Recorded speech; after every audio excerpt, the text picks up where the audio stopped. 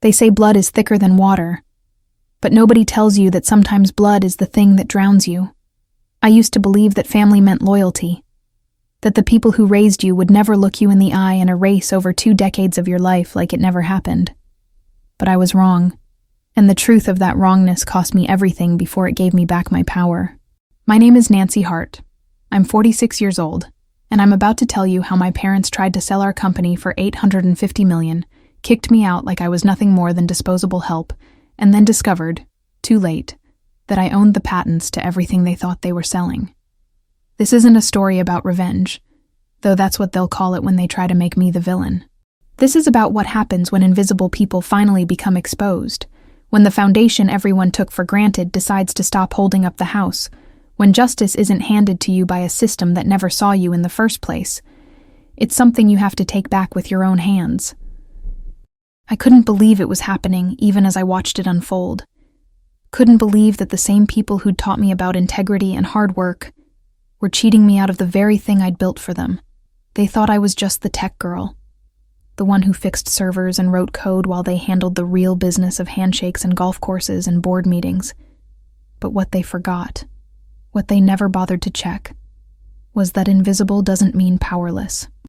See, there's this thing that happens in families, especially in family businesses, where one child becomes the golden child and the other becomes the ghost.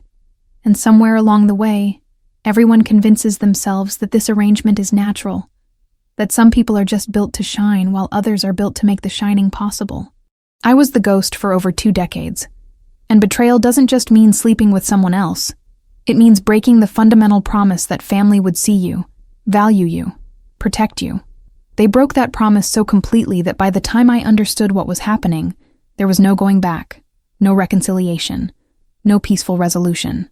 What happened next changed everything, but not in the way you might think. This isn't about me suddenly becoming rich or famous or vindicated in some clean, satisfying way. This is shocking and messy and complicated, because real life doesn't give you Hollywood endings where everyone learns their lesson and apologizes. This is about discovering that you've been lied to your entire life about where you stand, about what you're worth, about whether the people who claim to love you actually see you as human or just as a tool they can use and discard. They humiliated me in ways I'm still processing, treated me like I was the help instead of the architect. And then, here's the beautiful, terrible irony. They forgot that I was also the one who'd negotiated protection for myself, back when I still thought negotiation was paranoid, back when I still believed family meant something that couldn't be bought and sold. The moment I found that document in my safe, the moment I realized they were trying to sell without my consent, and that my contractual protection was still enforceable, something fundamental shifted in my understanding of justice and power and what I deserved. Then everything exploded. The calls, the threats, the lawyers, the desperation of watching an $850 million deal start to crumble because they'd been so arrogant, so sure of their control, that they never checked whether they actually owned what they were selling. I watched my father, this man who'd built his entire identity on being the smartest person in every room, realize that his invisible daughter had been reading every contract, saving every email, documenting every contribution, waiting for the day when being invisible would finally become an advantage instead of a curse. They wanted to erase me from the story, write me out of the legacy, pretend that over 2 decades of my life were just employment rather than partnership.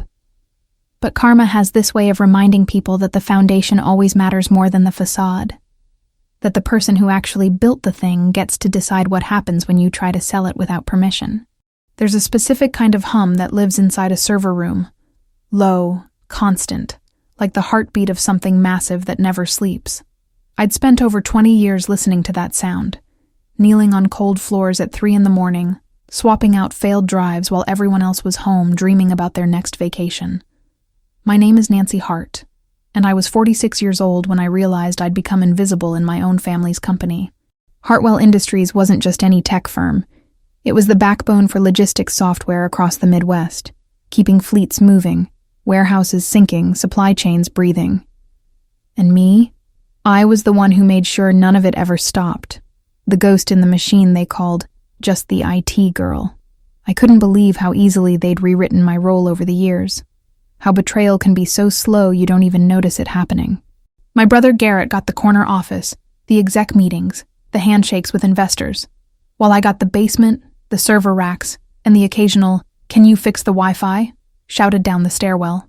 I'd built the core architecture from scratch back in 2005, written half the original code that powered our flagship product, CloudFleet OS, but somewhere along the way my contributions became background noise. Family drama has this cruel way of making you feel like you're overreacting when you ask for basic dignity, like wanting your name on something you created is somehow selfish. I wore my NASA hoodie and cargo pants to work every day while my mother floated through in Chanel and pearls, and I told myself it didn't matter, that I was here for the work, not the recognition. But the truth is, I'd started noticing things. Little cracks in the facade that suggested something bigger was shifting beneath the surface. Garrett had been spending more time in closed-door meetings, his voice dropping to a whisper whenever I walked past the conference room. My father, William Hart, the CEO with his silver hair and that shark smile he reserved for board meetings, had been unusually distant, barely acknowledging me even when I saved the entire system from a ransomware attack last month. The kind of treachery where your own family cheats you out of your self-worth, where they lie by omission every single day. That's what I was starting to sense. I'd catch my mother, Patricia, glancing at me over her wine glass with something that looked almost like pity, and I'd wonder what she knew that I didn't. Then came the Tuesday that changed everything, though I didn't know it yet. Garrett burst into the server room, no knock, no warning, his Italian loafers clicking against the raised floor like gunshots. He was shouting into his phone about closing the deal and keeping it quiet until the announcement, and when he saw me there, crouched beside an open rack with cables in my hands, he just waved dismissively like I was part of the furniture. "Fix the bandwidth in the executive suite," he snapped, not even bothering to end his call. "We've got investors coming through next week and everything needs to be perfect." The way he said investors made my stomach drop. Casual. Like he'd forgotten I wasn't supposed to hear that word. Like he'd backstabbed me without even trying to hide the knife. After he left, I stood there in the humming silence, my hands still holding a fiber optic cable, and something clicked in my brain. Investors. We'd never taken outside investment. My father had always been fanatically proud of keeping Hartwell Industries private. A true family legacy, as he loved to say in interviews. I walked over to the recycling bin near Garrett's usual workspace and saw it. A crumpled document with the Apex Dynamics logo, one of the biggest tech acquisition firms in the country. The header read, "Preliminary Valuation, Confidential." And there was a number that made my vision blur. $720 million. I smoothed it out with shaking hands, feeling that specific type of rage that comes from being lied to by the people who are supposed to protect you.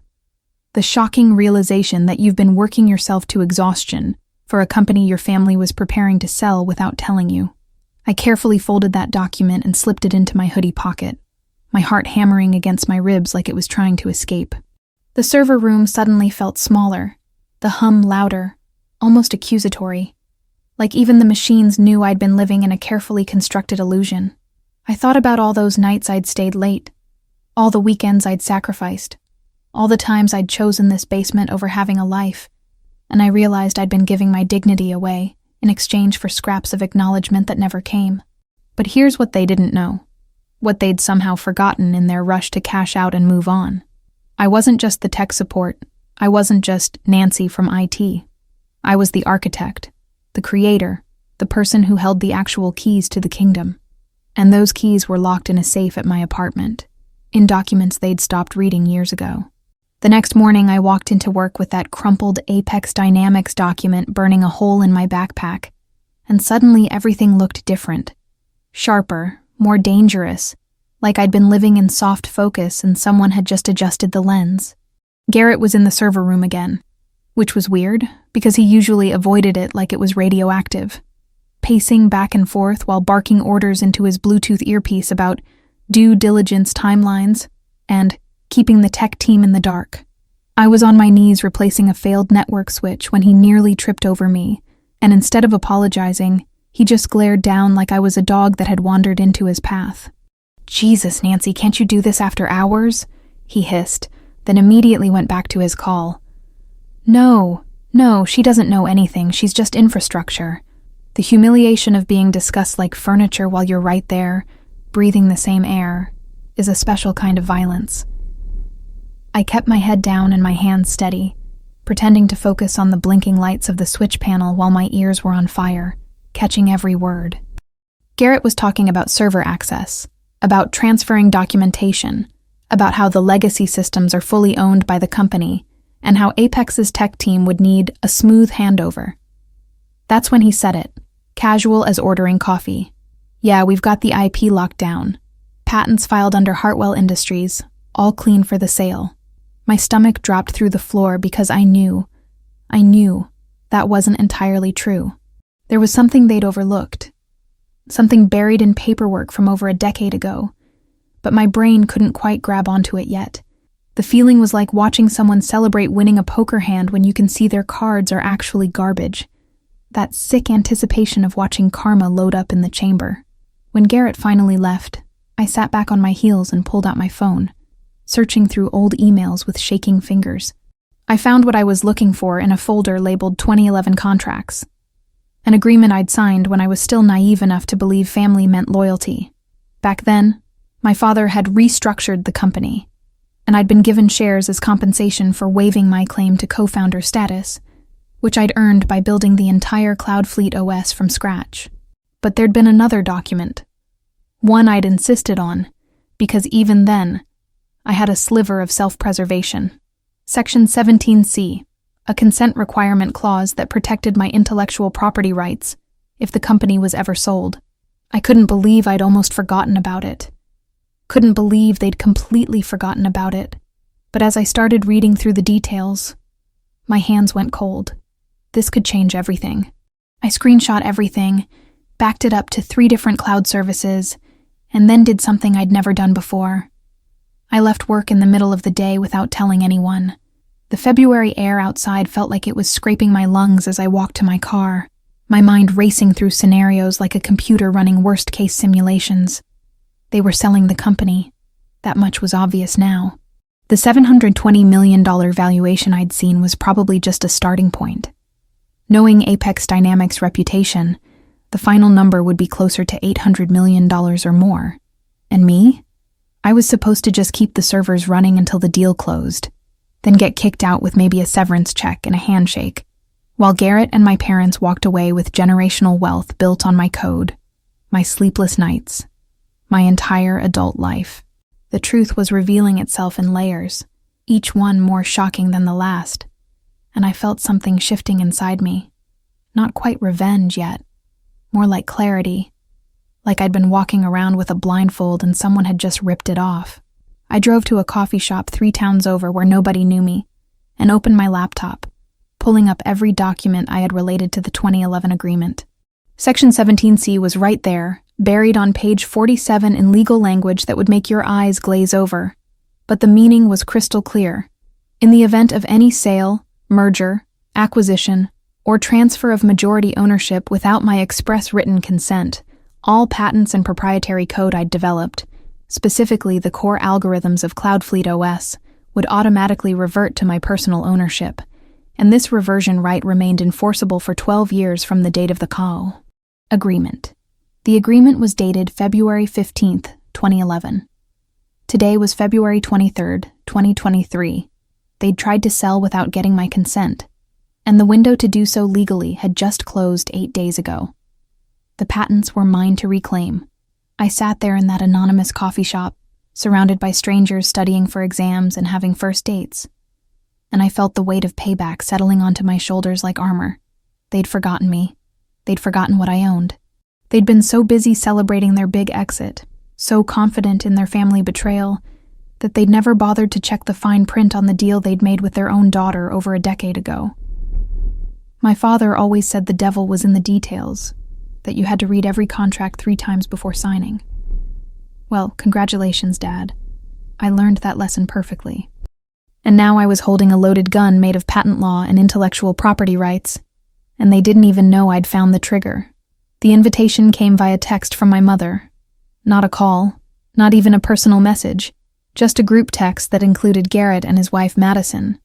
Family dinner tonight, 7 p.m., important announcement, don't be late. I stared at those words for a full minute, my thumb hovering over the screen, knowing exactly what this was but needing to see it happen, needing to watch them do it to my face. I showed up at my parents' estate in Riverside, just outside Chicago, at exactly 7, still wearing my work clothes because I refused to dress up for my own execution. And the moment I walked through those massive oak doors, I could smell it. Betrayal has a scent, kind of like expensive wine and fresh flowers trying to cover up something rotten underneath. The dining room was set like we were hosting royalty, crystal glasses catching the chandelier light, and my father stood at the head of the table in his navy suit. That practiced smile stretched across his face like he was about to announce a merger to shareholders. Garrett was already there, lounging in his chair with that smug expression I'd grown to hate. His arm draped around Madison, who was wearing more diamonds than a jewelry store display. My mother floated in from the kitchen, playing the gracious hostess in her cream Valentino dress. And when she saw me, she did this little pause. Just a flicker of something that might have been guilt, or might have been disappointment that I'd actually shown up. "Nancy, sweetheart, you made it," she said, her voice dripping with that fake warmth she used on country club friends. "We have such exciting news to share." I sat down in my usual spot, the chair that had somehow migrated furthest from my father over the years, and I watched them perform their little theater, these people who shared my DNA but had long ago stopped being my family. The humiliation of knowing what's coming but having to sit through the performance anyway is its own special torture. My father cleared his throat, that boardroom power move he'd perfected over 40 years of making people feel small, and raised his wine glass. "To new beginnings," he announced, his voice booming in that way that demanded attention. "After 32 years of building Hartwell Industries from the ground up, your mother and I have made the decision to secure our family's legacy." Garrett was grinning like he'd won the lottery, which I guess he had. And my mother was dabbing at her eyes with a napkin, like this was some emotional moment instead of a calculated business transaction. "We've accepted an offer from Apex Dynamics," my father continued, and I watched his mouth move, forming the words I'd been dreading. $850 million. The deal closes in 45 days. The number hung in the air like smoke, and I felt my chest tighten because I couldn't believe they were really doing this, really cheating me out of everything I'd built. I don't know what expression was on my face, but my mother must have seen something because she reached across the table with her perfectly manicured hand and touched mine. "We know this might be a surprise, dear, but it's really for the best," she said, her tone suggesting I was a child who needed complex adult decisions explained slowly. "You'll be taken care of course. There's a transition period, and Apex has indicated they'll likely keep the technical staff. Likely. Keep. Technical staff. Not our daughter, not the architect of our flagship product, not even Nancy. Just generic disposable technical staff who they'd likely keep if convenient." Garrett leaned forward, his wine sloshing slightly. "You should be grateful, sis," he said, and I swear to God there was actual condescension in his voice. "This means financial security for all of us. You won't have to work in that dungeon anymore." He said dungeon, like my server room was some kind of punishment I'd chosen. Not the place where I'd literally built the company's entire foundation. I finally found my voice, though it came out quieter than I'd intended. "What about my shares?" I asked, and the silence that followed was so thick you could have cut it with a knife. My father set down his wine glass with a soft click that sounded like a gavel. "Your shares were restructured in 2011, Nancy. You remember that conversation?" he said, his tone shifting into that patient but firm register he used when explaining why I couldn't have things. "They were converted into a family trust with specific vesting conditions. Since you never met the executive threshold, never took a C-suite position, never participated in fundraising, never brought in clients, those shares expired. Expired. Like I was a carton of milk that had gone bad. The word justice should mean something fair, something earned. But in that moment, I realized that in my family, justice was just whatever benefited them. My mother jumped in, clearly trying to soften the blow, but only making it worse. "The trust was designed to incentivize leadership roles, sweetheart, and you chose a more technical path," she said, and I could hear the shame in her voice, Like my choice to actually build things instead of schmooze at golf courses was somehow a character flaw. But don't worry, there's a generous severance package, and once everything settles, we'll make sure you're comfortable. Comfortable. Over 2 decades of my life, thousands of hours of code, the entire nervous system of a company worth $850 million, and they were offering me comfortable, like it was charity. Garrett raised his glass again. To family, he said, and they all drank. And I sat there with my hands in my lap, feeling the full weight of their vengeance against my existence, their systematic erasure of everything I'd contributed. But underneath the shock and pain, something cold and sharp was forming, because I remembered that document in my safe, and I knew something they didn't. This celebration was very, very premature. I couldn't just sit there and swallow it anymore. Couldn't just nod and smile while they erased over 2 decades of my life like it was nothing more than a footnote in their success story. Wait, I said, my voice cutting through Garrett's toast, and all 3 of them turned to look at me like I'd just interrupted a sacred ritual. You're telling me that the company I helped build from scratch, the code I wrote, the systems I maintain every single day, none of that counts for anything? My father's jaw tightened, that tell he had when someone was challenging his authority, and I saw my mother's hand flutter nervously to her pearl necklace. Garrett just rolled his eyes like I was being dramatic, like asking for basic dignity was some kind of performance. Nancy, we've been over this, my father said, his voice dropping into that cold, corporate tone. You were compensated fairly for your technical contributions. The equity structure was clearly outlined in 2011, but I wasn't done, not even close, because the betrayal was so deep and so complete that I needed them to say it out loud, needed them to own what they were doing. I built Cloudfleet OS, I said, standing up from my chair, my hands pressed flat against the table. Every algorithm, every optimization, every security protocol, that was me, working 90-hour weeks while Garrett was out playing golf with clients he never actually closed. Garrett's face went red, and he slammed his glass down so hard I thought it might shatter. You did your job, Nancy, he snapped. You were paid a salary, you had benefits, you had stability. That's how employment works. Just because we're family doesn't mean you get to hold the company hostage with your ego.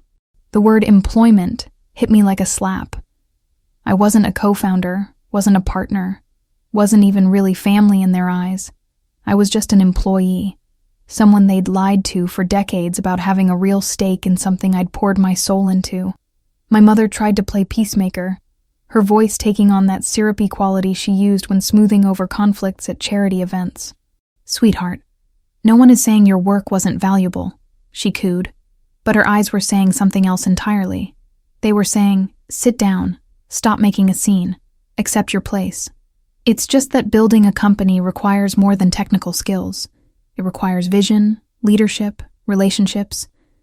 Your father and Garrett handled all of that while you focused on, well, the back end. The way she said back end made it sound like janitorial work, like I'd been mopping floors instead of architecting the entire infrastructure that made their $850 million payday possible. I couldn't believe how casually they were rewriting history, how easily family drama could transform truth into fiction when it suited the people with power. I pulled out my phone, my hand shaking so badly I almost dropped it, and brought up the original partnership documents from 2003.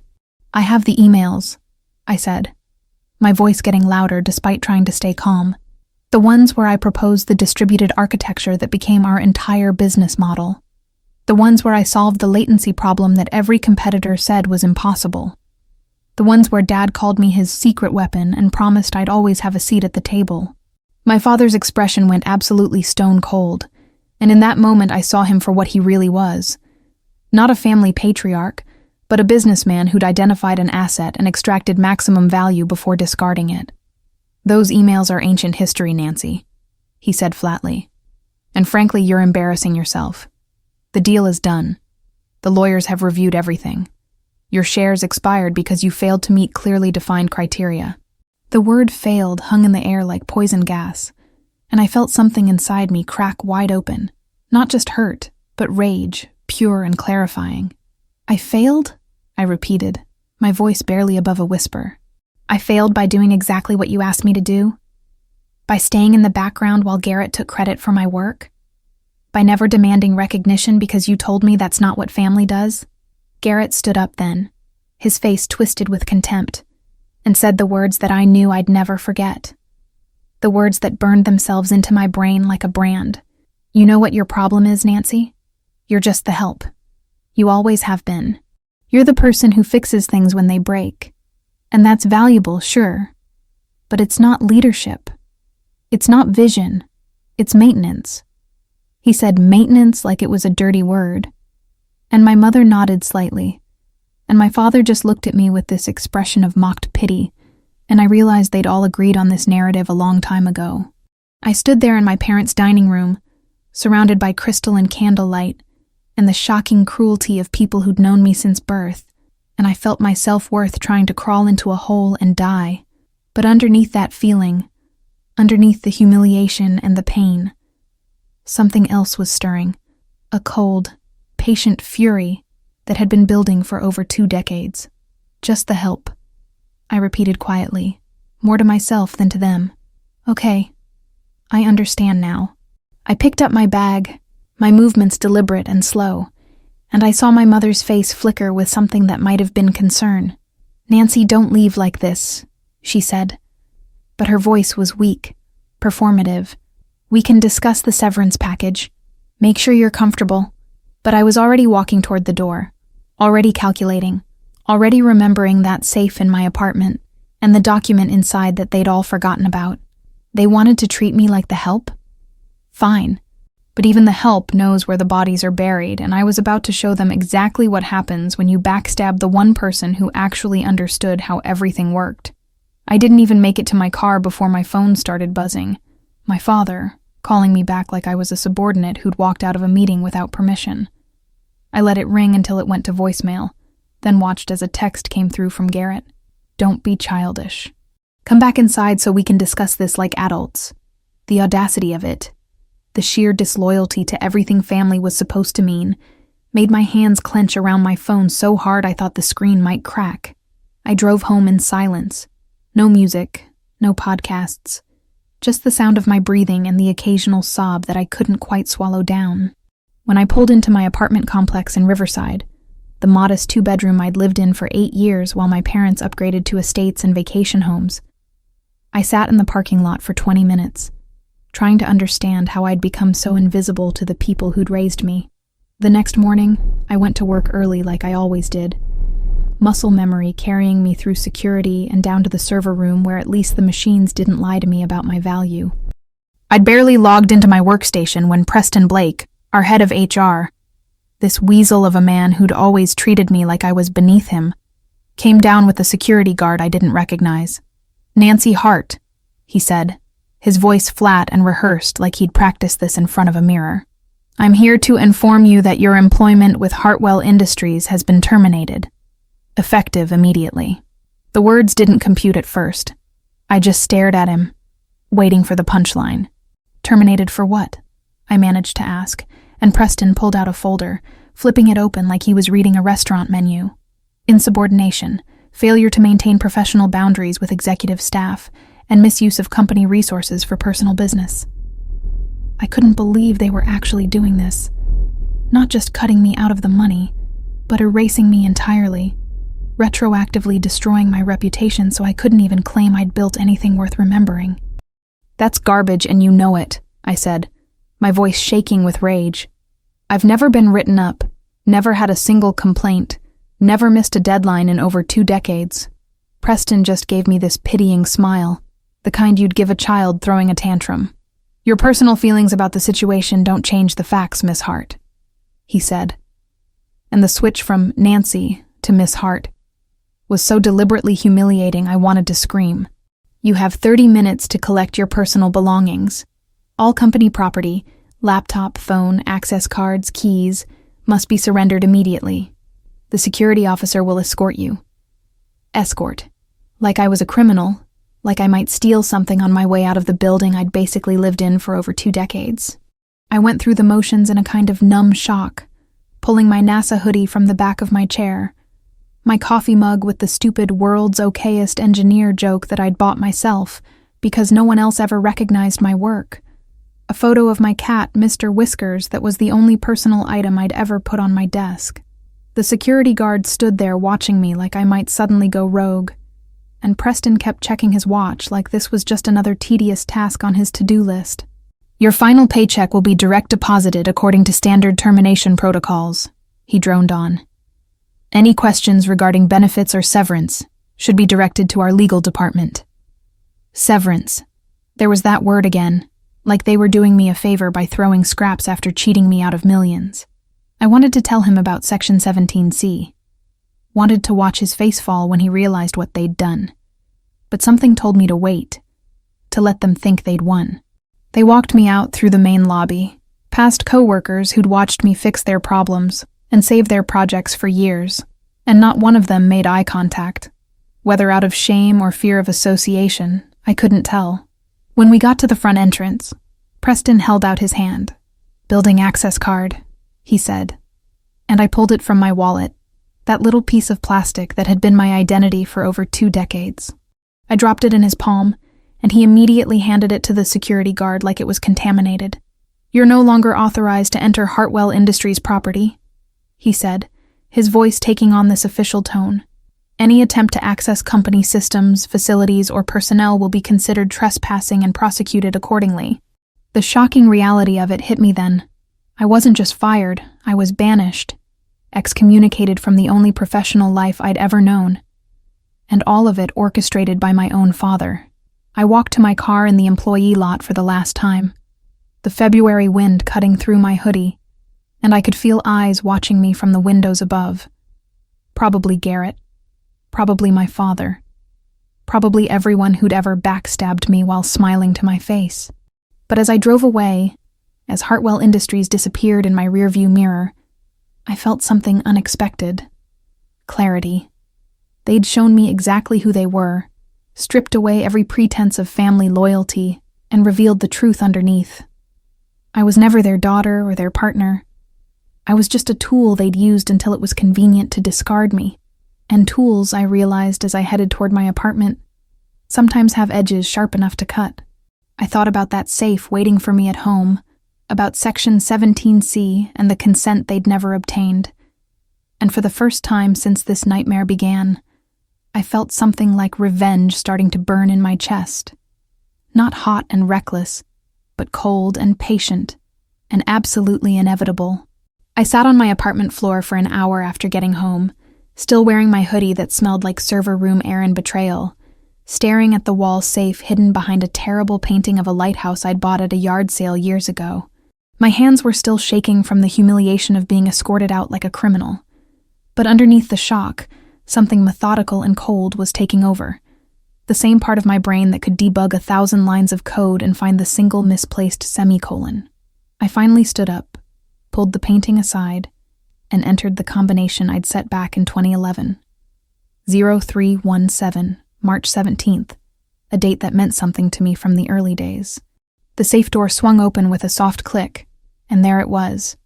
A manila folder labeled Original Partnership Agreement and IP Clauses, covered in a thin layer of dust because I'd stopped looking at it years ago, when I'd convinced myself that family meant something. I pulled out the document with trembling fingers, my heart hammering so hard I could hear it in my ears, and flipped through pages of legal language until I found what I was looking for. Section 17C, Proprietary Intellectual Property Reversion Clause.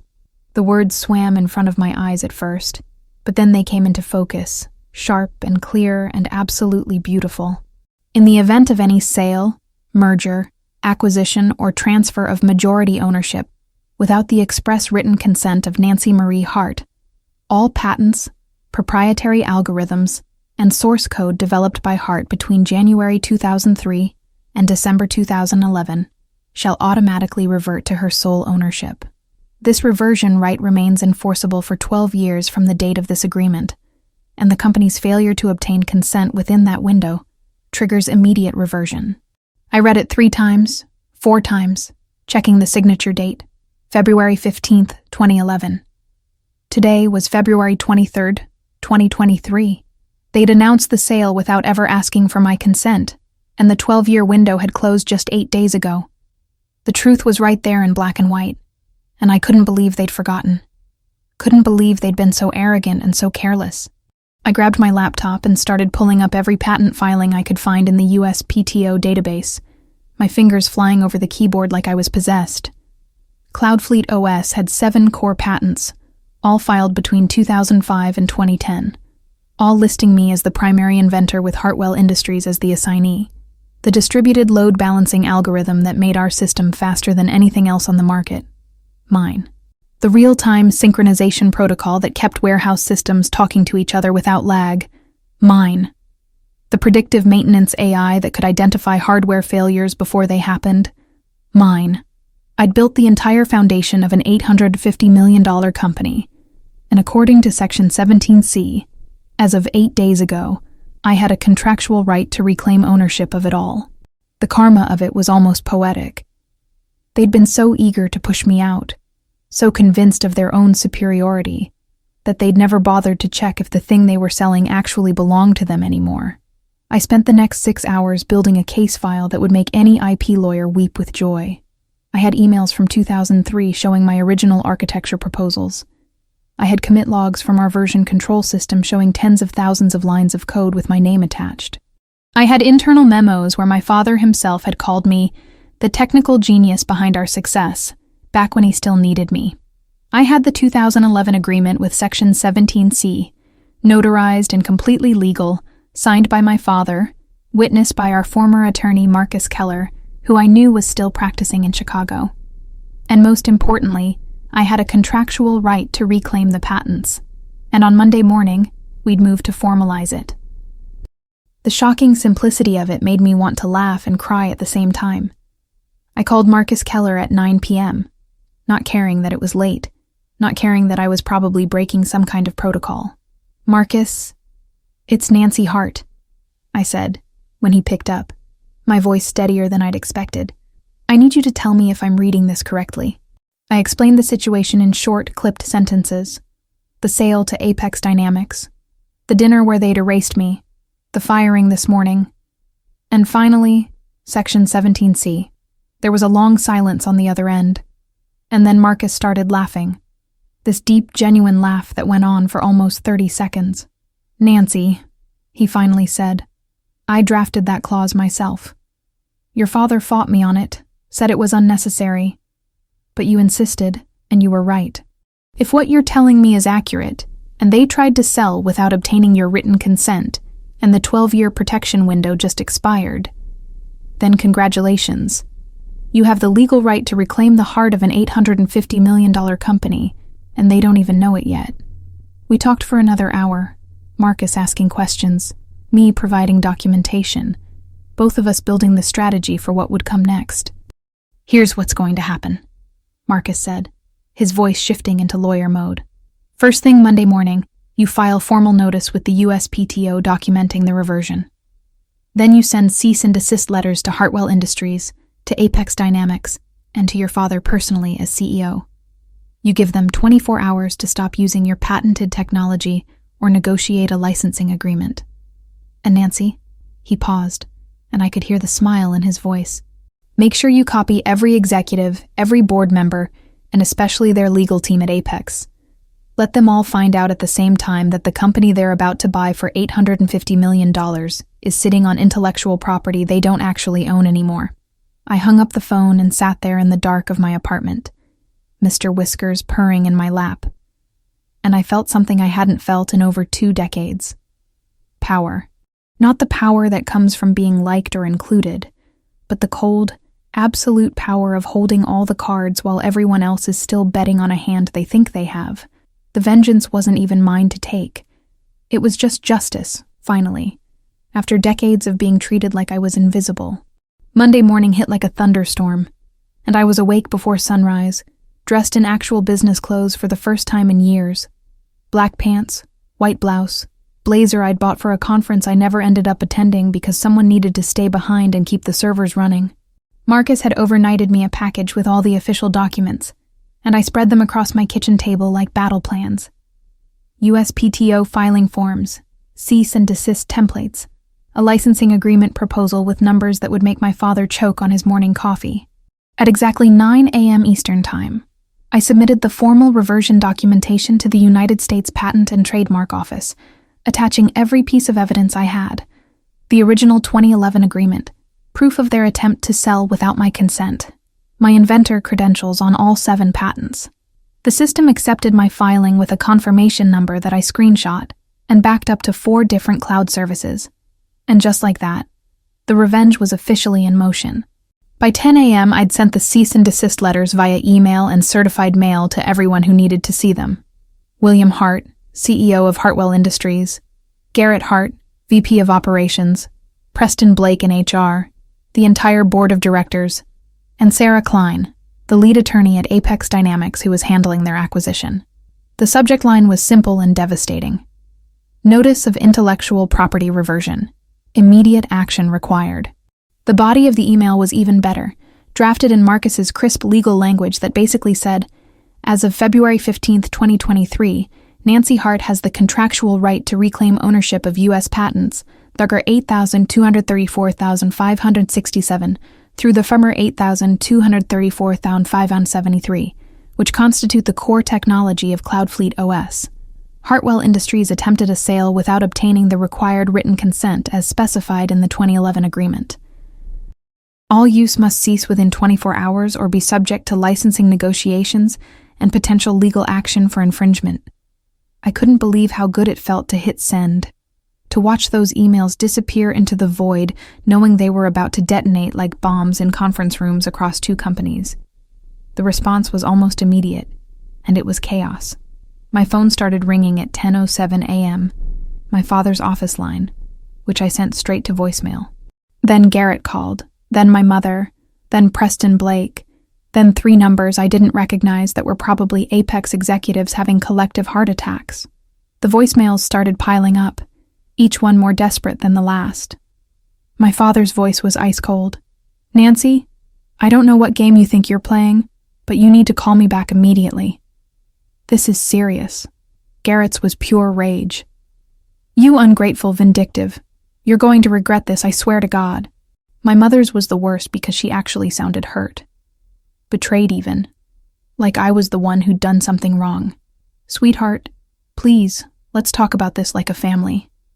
You're going to destroy everything your father built.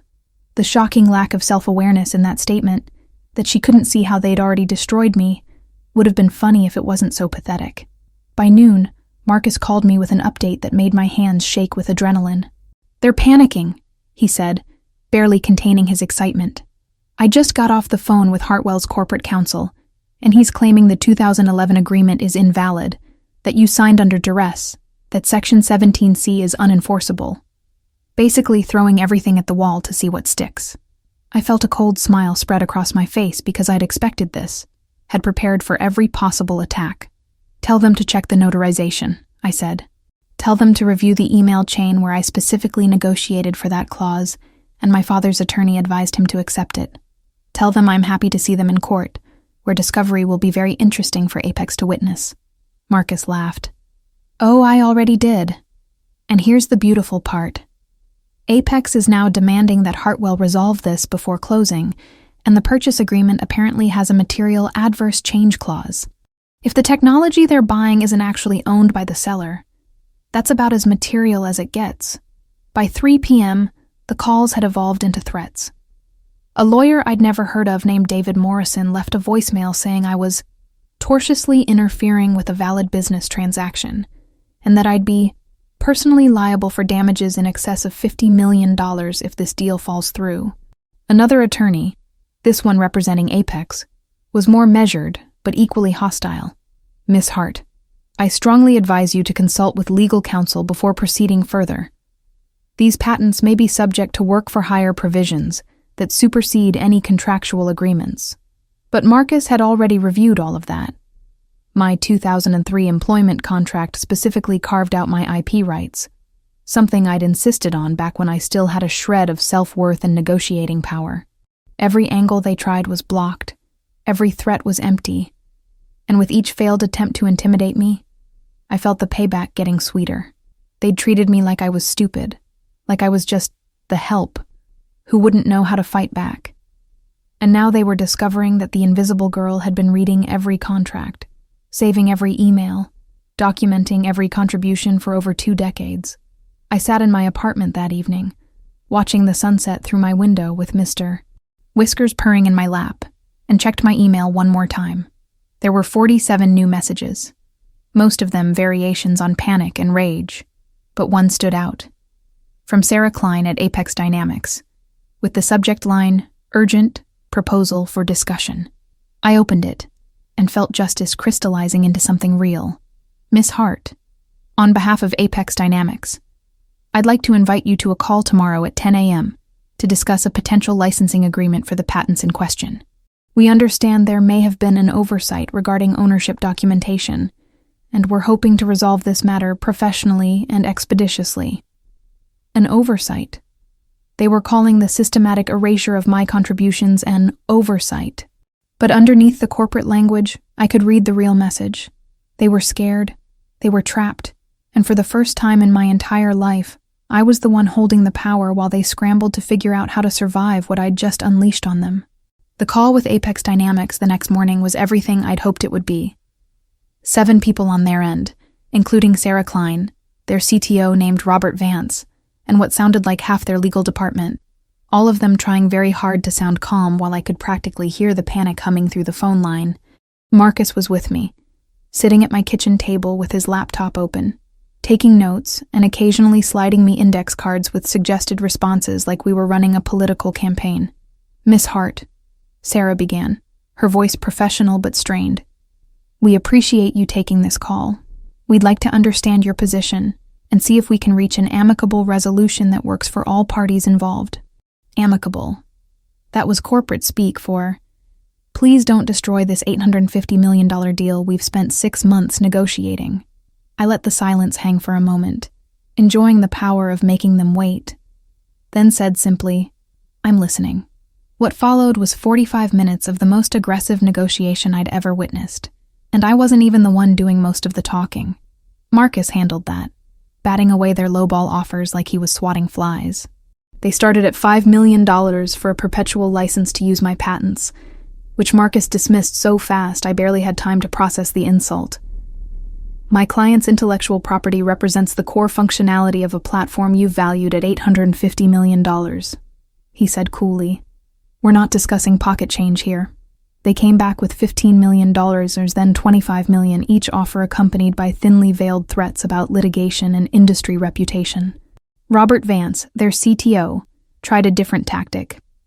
Miss Hart, I've reviewed your technical contributions, and they're impressive, but you have to understand, Cloudfleet OS has evolved significantly since 2011. There have been thousands of updates, new features, additional code. Your original patents are just a foundation.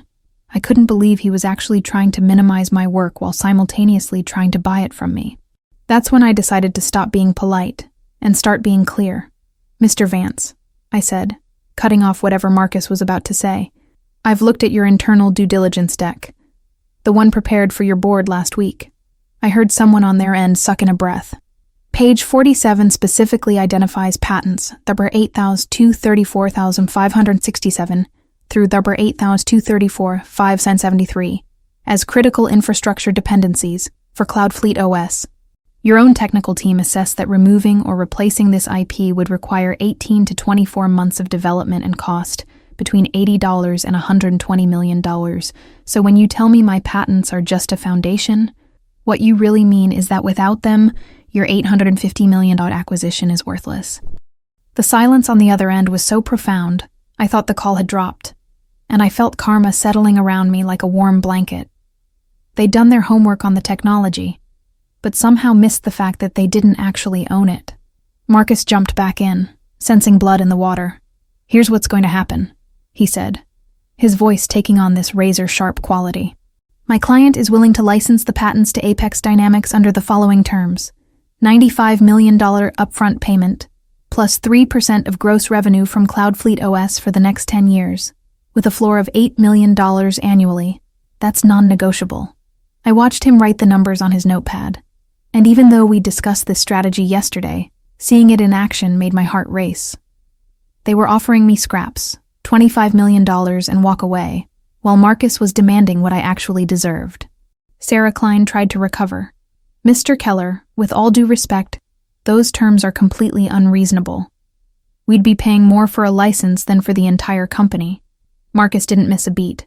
Then I suggest you renegotiate your purchase price with Hartwell Industries, because as of right now, they're selling you a car without an engine.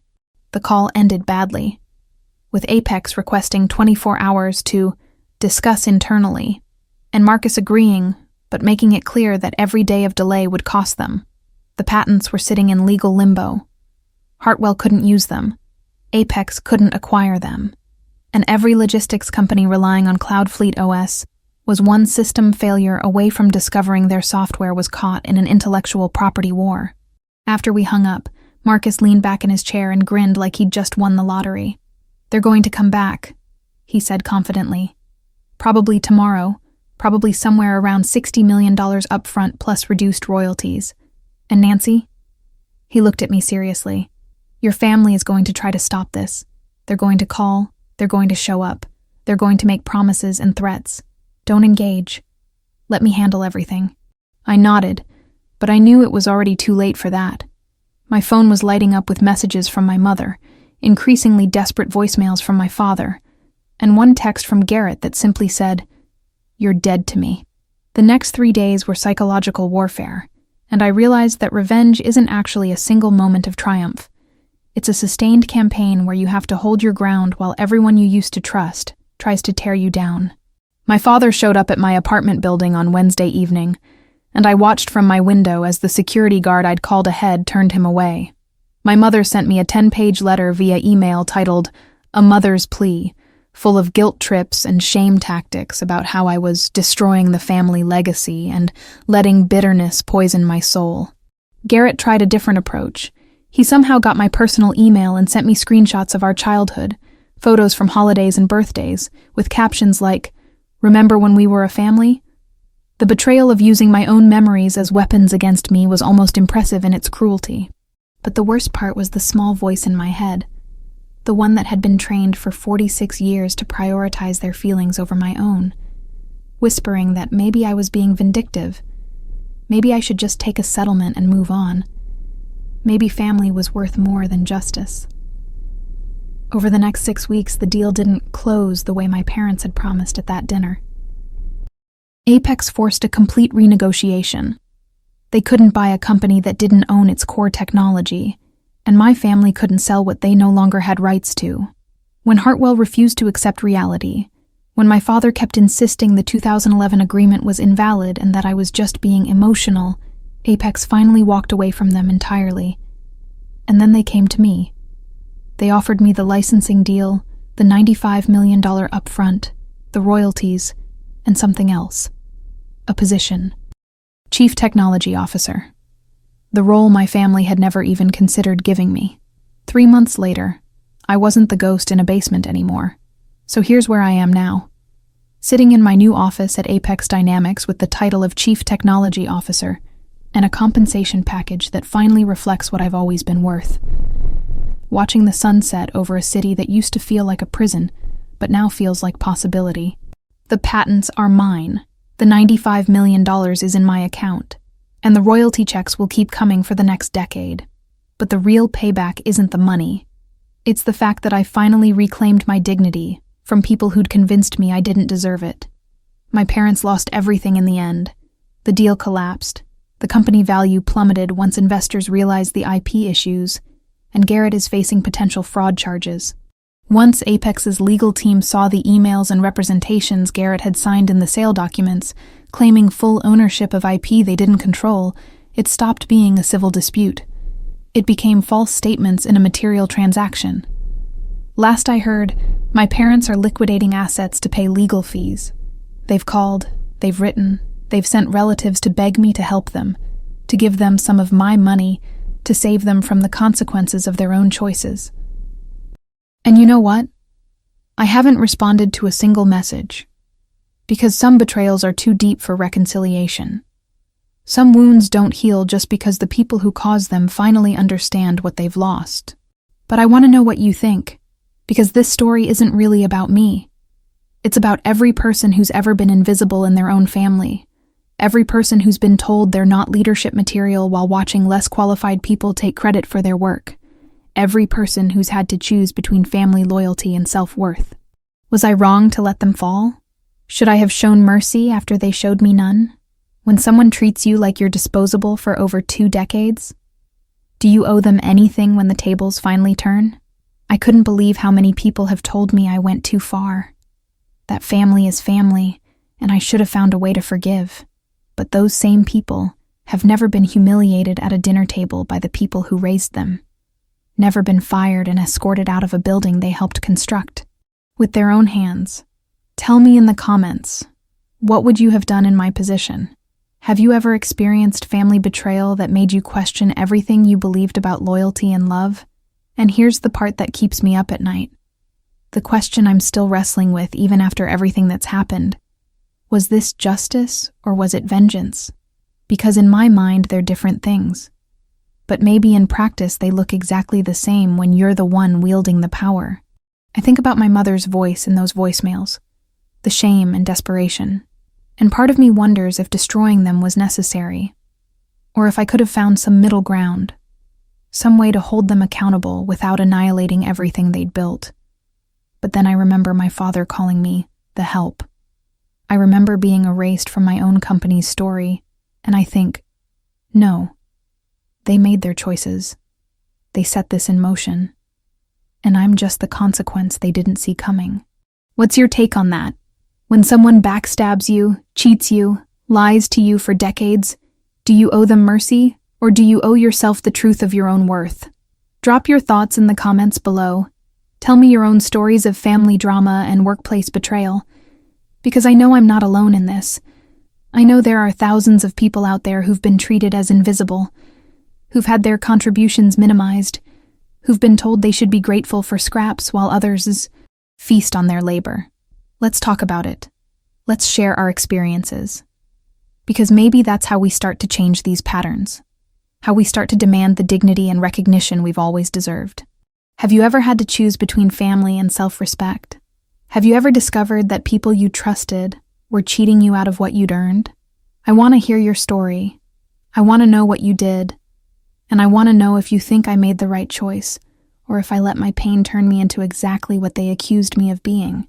And if this story resonated with you, if you've ever felt exposed and vulnerable in your own family or workplace, make sure you subscribe to this channel and hit that notification bell. We're going to keep diving deep into these complex, uncomfortable truths about family dynamics, corporate betrayal, and what it really means to reclaim your power when everyone around you has convinced you that you're powerless. These aren't easy conversations. They're not simple stories with clear heroes and villains. They're the messy, shocking reality of what happens when loyalty breaks down and people show you who they really are. So subscribe, turn on notifications, and let's keep exploring these provocative questions together. Because the more we talk about this stuff, the less alone we all feel in our own battles for justice and self-worth. I'll see you in the next video, and until then, remember that being invisible only works until the day you decide to be seen.